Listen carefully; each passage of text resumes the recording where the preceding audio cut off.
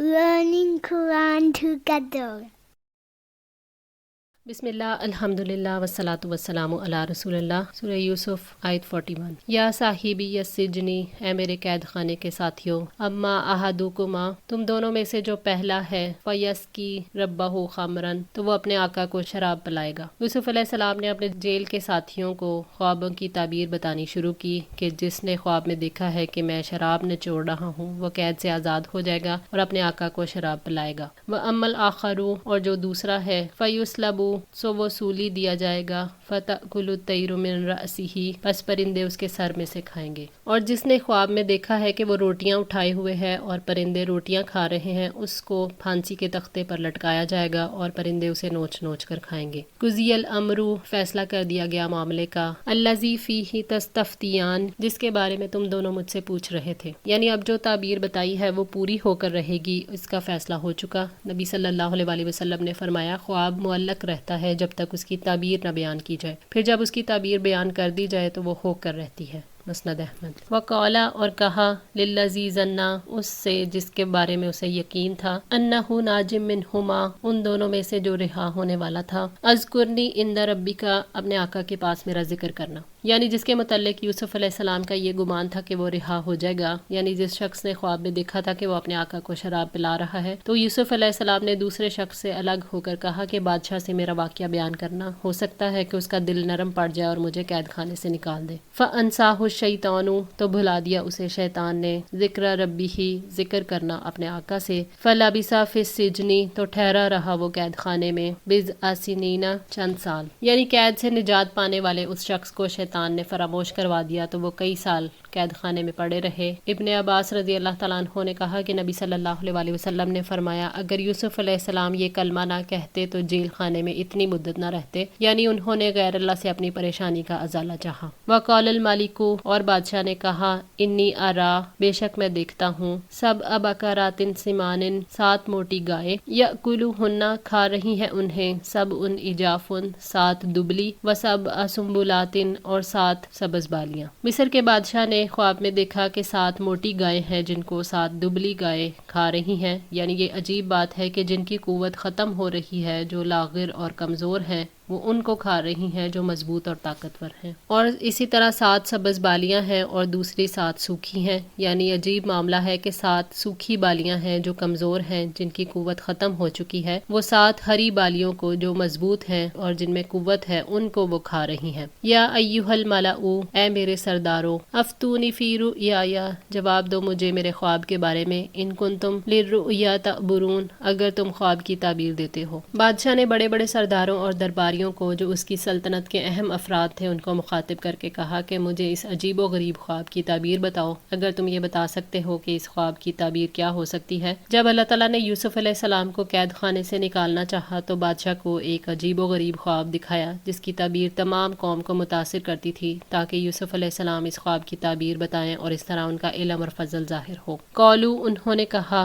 अज़गासु अहलामिन, परेशान ख्वाब है, वमा नहनु बितअवीलिल अहलामी आलिमीन, और हम ऐसे ख्वाबों की ताबीर बिल्कुल जानने वाले नहीं। शाह मिस्र ने अपने सल्तनत के काहिनों, नजूमियों और बड़े बड़े लोगों से ताबीर पूछी तो उन्होंने जवाब दिया कि ये परेशान ख्वाब हैं जिनकी कोई ताबीर नहीं। ये उनकी इसके बारे में आखिरी राय थी कि हम तो सिर्फ ख्वाबों की ताबीर बताते रहे हैं और ये परेशान ख्वाब जो शैतानी वसवसों और नफ्स की ख्वाहिशात पर मबनी होते हैं, हम इनकी तफसीर नहीं जानते। वक़ाल अल्लज़ी, और कहा उस शख्स ने, नजा मिनहुमा, निजात पा गया था उन दोनों में से, वद्दकरा बअद उम्मतिन, और उसे एक मुद्दत के बाद याद आया, अन्ना उनब्बिउकुम बितअवीलिही, मैं तुमको इसकी ताबीर बता दूंगा, फ़अरसिलून, सो मुझे भेज दो। शाह मिस्र ने जब दरबारियों से ख्वाब की ताबीर पूछी तो उनमें से एक कैद खाने का कैदी भी था। उस शख्स को ख्वाब याद आ गया और ये भी कि उन्होंने यूसुफ अलैहिस्सलाम से ताबीर पूछी थी और उन्होंने जो ताबीर बताई थी वो वैसे ही पूरी हुई। तो उस शख्स ने यूसुफ अलैहिस्सलाम के पास भेजने का तकाजा किया ताकि वो ताबीर पूछ सके और उन्होंने उसे भेज दिया। यूसुफु अय्युहस सिद्दीकु, यूसुफ ए निहायत بچے، افتنا فی سبع بقرات سمان، بتاؤ ہمیں 7 موٹی گایوں کے بارے میں، یأکلوہن سبع عجاف، کھا رہی ہیں انہیں 7 دبلی، وسبع سنبلات خضر، اور 7 سبز بالیاں، واخر یابسات، اور دوسری سوکھی، لعلی ارجع الی الناس، تاکہ میں ان لوگوں کی طرف واپس جاؤں، لعلہم یعلمون، تاکہ وہ جان لیں۔ اب قید خانے کا ساتھی یوسف علیہ السلام کے پاس پہنچا اور کہا کہ اے یوسف، اے علم میں بہت سچے، ہمیں اس خواب کی تعبیر بتائیں۔ اور یوسف علیہ السلام تعبیر بتا دیتے ہیں، اور وہ اس کی بھول پر اسے کچھ نہیں کہتے، نہ ہی یہ کہتے ہیں کہ رہائی کے بعد تعبیر بتاؤں گا۔ قولا، اس نے کہا، تزرعون، تم کھیتی باڑی کرو گے، 7 سنین دأبا، 7 سال تک لگاتار، فما حصدتم، بس جو کاٹ لو تم، فذرہ فی سنبلہ، تو اسے بالیوں میں ہی رہنے دو، الا قلیلا، مگر بہت تھوڑا، مما تأکلون، جو تم کھاؤ گے۔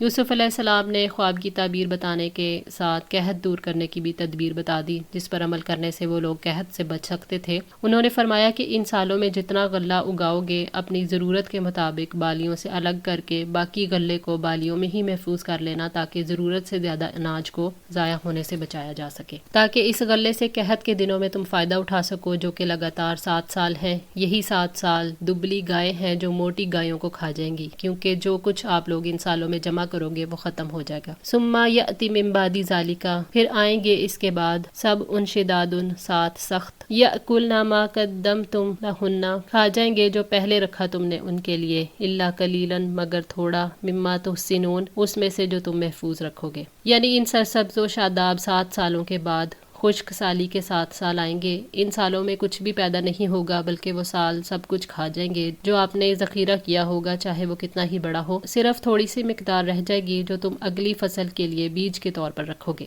حضرت عبداللہ بن مسعود رضی اللہ تعالیٰ عنہ سے روایت ہے کہ قریش نے جب رسول اللہ صلی اللہ علیہ وسلم پر ایمان لانے میں تاخیر کی تو آپ نے ان کے حق میں بد دعا کی کہ اے اللہ، ان پر یوسف علیہ السلام کے زمانے کا سا قحط نازل فرما۔ چنانچہ ایسا قحط پڑا کہ کوئی چیز نہیں ملتی تھی اور وہ ہڈیوں کے کھانے پر مجبور ہو گئے تھے۔ لوگوں کی اس وقت یہ کیفیت تھی کہ آسمان کی طرف نظر اٹھا کے دیکھتے تو بھوک اور پیاس کی شدت سے دھواں سا نظر آتا تھا۔ اللہ تعالیٰ نے فرمایا تو آپ انتظار کیجئے اس روز کا جب آسمان کی طرف ایک نظر آنے والا دھواں پیدا ہو، اور فرمایا بے شک ہم اس عذاب کو ہٹا لیں گے اور تم بھی اپنی پہلی حالت پر لوٹ آؤ گے۔ صحیح بخاری 4693۔ حضرت ابن مسعود رضی اللہ تعالیٰ عنہ نے کہا کہ عذاب سے یہی قحط کا عذاب مراد ہے، کیونکہ آخرت کا عذاب کافروں سے ٹلنے والا نہیں۔ صحیح بخاری۔ ثم یأتی من بعد ذالک، پھر اس کے بعد آئے گا، آمن، 1 سال، فیہ یغاث الناس، جس میں لوگوں پر بارش برسائی جائے گی، وفیہ یعرسون، اور وہ اس میں رس نچوڑیں گے۔ یوسف علیہ السلام نے خواب کی تعبیر دیتے ہوئے بتایا کہ قحط کے 7 سالوں کے بعد 1 سال ایسا آئے گا جس میں خوب بارشیں ہوں گی، بہت سا غلہ، زیتون اور انگور پیدا ہوں گے جو ان کی ضرورت سے زیادہ ہوں گے، حتیٰ کہ وہ زیتون اور انگوروں سے تیل اور رس نچوڑیں گے۔ اس سال جانور بھی خوب دودھ دیں گے۔ وقال الملک، اور بادشاہ نے کہا، ائتونی بہ، اسے میرے پاس لے آؤ۔ فلما جاءہ الرسول، تو جب آیا اس کے پاس پیغام لانے والا، قال ارجع الی ربک، تو اس نے کہا کہ تم اپنے آقا کے پاس واپس جاؤ، فاسألہ، سو اس سے پوچھو، ما بال النسواتی، کہ ان عورتوں کا کیا حال ہے، اللاتی قطعن ایدیہن، جنہوں نے اپنے ہاتھ کاٹ دیے تھے، ان ربی بکیدہن علیم، یقیناً میرا رب ان کے فریب کا خوب جاننے والا ہے۔ عزیز مصر نے عجیب خواب کی تعبیر اللہ تعالیٰ کے نبی یوسف علیہ السلام کی زبانی جب سنی تو ان کی فضیلت اور علم اور رعایا کی خیر خواہی کا جذبہ انہیں متاثر کر گیا، تو اس بادشاہ نے کہا کہ اسے قید خانے سے نکال کر میرے پاس لاؤ۔ ایسے شخص کی تو بادشاہ کو ضرورت ہے جو ایسے سخت حالات میں مخلصانہ مشورہ دے۔ تو جب شاہ مصر کا قاصد یوسف علیہ السلام کے پاس آیا تو انہوں نے کہا کہ آپ واپس جاؤ اور میرا پیغام پہنچاؤ۔ یوسف علیہ السلام نے اپنا مطالبہ سامنے رکھا کہ پہلے اس الزام کی تحقیق کریں، ان عورتوں کو بلوا کر جنہوں نے اپنے ہاتھ کاٹے تھے ان سے پوچھا جائے کہ آخر سچ کیا تھا اور یوسف علیہ السلام کا قصور کیا تھا، اور فرمایا کہ میرا رب تو ان کے فریب سے واقف ہے، وہ ضرور مجھے اس حالت سے نکال دے گا۔ قال ما خطبکن، کہا تمہارا کیا معاملہ تھا، اذ راودتن یوسف، جب تم نے یوسف کو پھسلانا چاہا، ان نفسہ، اس کے نفس سے، قلنا حاشا للہ، انہوں نے کہا حاشا للہ، ما علمنا علیہ من سوء، اس میں ہم نے کوئی برائی معلوم نہیں کی۔ شاہ مصر نے نے عزیز کی بیوی اور ان تمام عورتوں کو بلوایا اور ان سے پوچھا کہ اس معاملے کی کیا حقیقت ہے؟ جب تم نے یوسف علیہ السلام کو ورگلانے کی کوشش کی تھی، کیا تم نے اس میں کوئی برائی دیکھی تھی؟ تو عورتوں نے ان کی بے گناہی کا اقرار کیا اور کہا حاشا للہ۔ حاشا کا معنی ہے پاکی بیان کرنا اور استثناء کرنا ہے، صحیح بخاری۔ تو انہوں نے کہا کہ ہم نے اس میں کوئی برائی، کوئی عیب نہیں دیکھا، وہ الزام سے بری اور بے گناہ ہے۔ قالت امرأۃ العزیزی، عزیز کی بیوی نے کہا الآن حس حس الحق، اب حق کھل گیا ہے، انا راودتہ عن نفسہ، میں نے اسے پھسلایا اس کے نفس سے، وانہ لمن الصادقین، یقیناً وہ سچے لوگوں میں سے ہے۔ عزیز کی بیوی نے عورتوں کی گواہی سن کر کہا کہ اب تو صحیح بات ظاہر ہو گئی، ہم ہی نے انہیں ان کی مرضی کے خلاف بہکانا چاہا اور تہمت لگائی جو ان کی قید کا سبب بنی، اور جو کچھ یوسف علیہ السلام نے بتایا وہ سچ تھا۔ ذالک لیعلم، یہ اس لیے تاکہ وہ جان لے، انی لم اخنہ، بے شک نہیں خیانت کی میں نے اس کی، بالغیبی، غائبانہ، یعنی میں نے یہ اقرار اس لیے کیا ہے تاکہ میرا شوہر جان لے کہ میں نے یوسف علیہ السلام کو بہکانے کی کوشش ضرور کی، مگر اس کے پیچھے اس کی عدم موجودگی میں اس کے ساتھ خیانت نہیں کی۔ وَأَنَّ اللَّهَ لَا يَهْدِي، اور بے شک اللہ نہیں راہ دکھاتا، کید الخائنین، خیانت کرنے والوں کے مکر کو۔ یقیناً اللہ تعالیٰ خیانت کار کی چال کو چلنے نہیں دیتے اور نہ اس کی کوشش کے لیے رہنمائی کرتے ہیں۔ یہ لازمی امر ہے کہ خائن کی خیانت اور اس کی سازش کا وبال آخرکار اسی کی طرف پلٹے گا اور حقیقت ضرور واضح ہوگی۔ تفسیر سعدی۔ آج کے لیے اتنا ہی۔ دعا ہے اللہ تعالیٰ ہماری اس کوشش کو قبول فرمائے، ہماری غلطیوں کوتاہیوں کو معاف فرما کر ہماری اصلاح فرمائے۔ جزاکم اللہ خیر، والسلام علیکم ورحمۃ اللہ وبرکاتہ۔